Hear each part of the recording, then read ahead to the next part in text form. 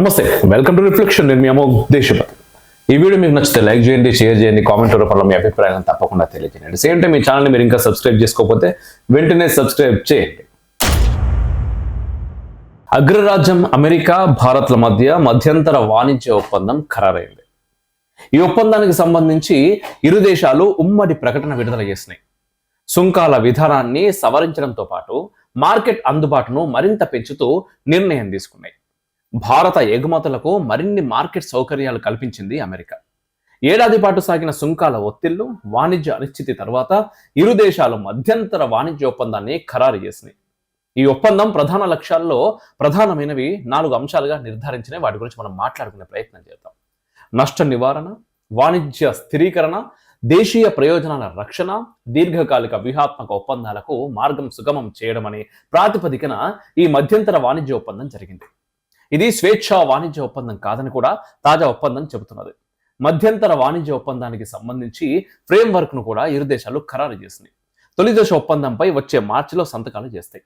మధ్యంతర వాణిజ్య ఫ్రేమ్వర్క్ బహుళ ప్రయోజనకారిగా ఉండనుందని మార్కెట్ వర్గాలు అంచనా వేస్తా ఉన్నాయి.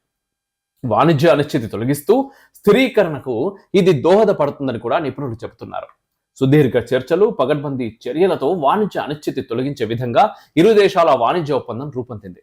గతేడాది సుంకాల వల్ల వాణిజ్యానికి జరిగిన నష్టాన్ని దృష్టిలో ఉంచుకుంటూ భారతదేశంలోని కీలక రంగాలైన వ్యవసాయం, డైరీ రంగాల ప్రయోజనాలు కాపాడే విధంగా ఇరు దేశాలు జాగ్రత్త పడ్డాయి. మన దేశం ఎలాంటి వ్యూహాత్మక ప్రతిపత్తిని కోల్పోకుండా, రాజీ పడకుండా దేశీయ ప్రయోజనాలు కాపాడుతూ ఒప్పంద విధి విధానాలను రూపొందించింది.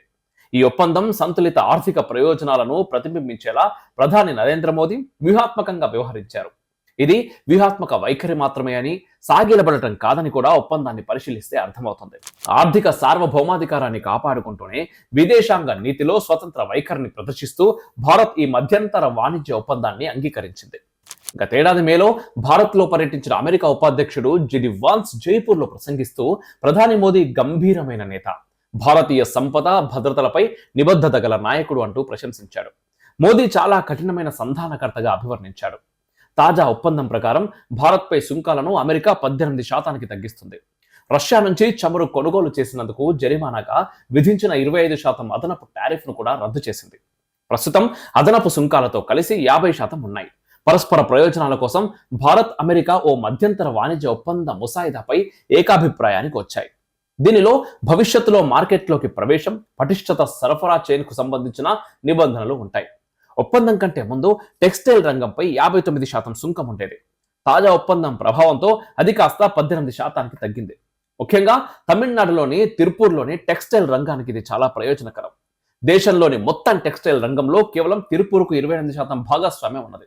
లుధియానాలోని అప్పారెల్ రంగంపై గతంలో 69% సుంకం ఉండేది.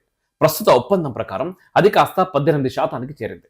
గుజరాత్, ఢిల్లీ రంగంలోని నేత వస్త్రాల రంగంపై గతంలో 63% సుంకాలు ఉండేవి. ప్రస్తుతం ఇది 18% తగ్గింది. తిరుపూర్, లుధియానా, గుజరాత్, ఢిల్లీలోని టెక్స్టైల్ రంగం ఏటా అమెరికాకు 10.3% ఎగుమతులు చేస్తాయి.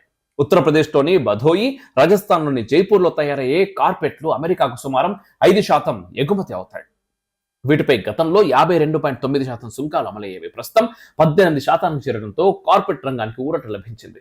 డైమండ్, జెమ్స్, జ్యువెలరీ రంగంపై 52.1% ఉన్న సుంకాలు ప్రస్తుతం 18% తగ్గాయి. డైమండ్, జెమ్స్ రంగం అమెరికాకు 12% పైగా ఎగుమతి అవుతా ఉంటాయి.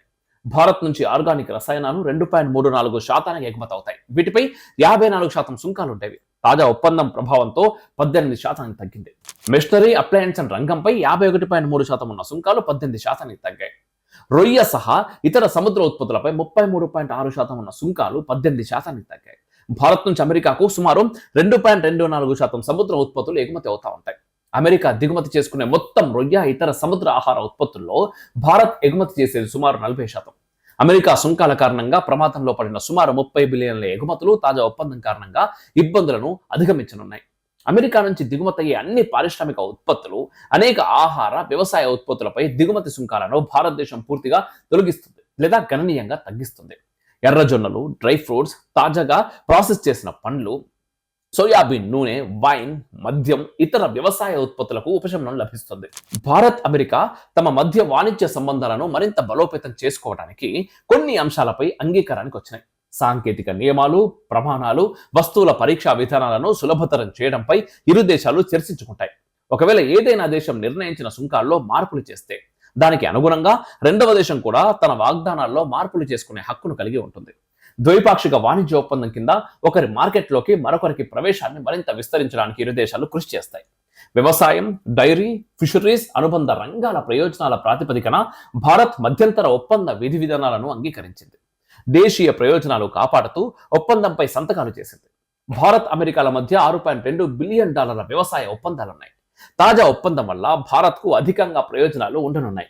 తాజా ఒప్పందం ఇరు దేశాల వాణిజ్యానికి వారధిగా ఉంటుంది తప్ప లొంగుబాటు కాదని రూఢి చేస్తోంది.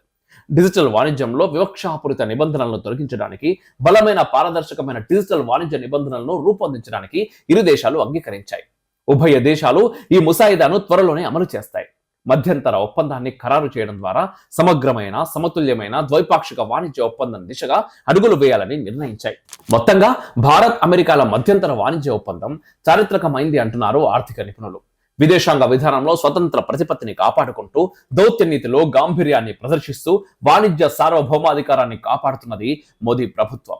ఈ వీడియో మీకు నచ్చితే లైక్ చేయండి, షేర్ చేయండి, ఖచ్చితంగా మీ అభిప్రాయాలను తెలపండి. జై హింద్, మేరా భారత్ మహాన్.